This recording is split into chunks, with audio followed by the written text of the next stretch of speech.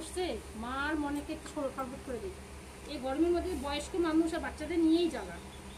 একটু এই গরমের মধ্যে শরবত বানিয়ে রাখি, দেই, মার মন বসে বসে খাক। চিনি দিলাম, আমি একটু লবণ দিব। এটা গোল গোলটা আমি লেবুটা কাটে নিই। মা দাঁড়াও, কেন? ওই লেবুগুলা কাটো না। কেন এই লেবু কাটবো না কেন? এই যে এই দুইটা লেবু কাটো।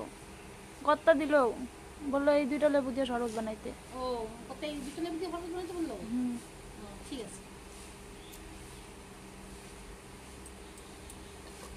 কেন বল দিল বলতো? কারণ কত্তা এই পাকা লেবুগুলোকে, এই লেবুগুলোকে ভাতে খাওয়া যাবে।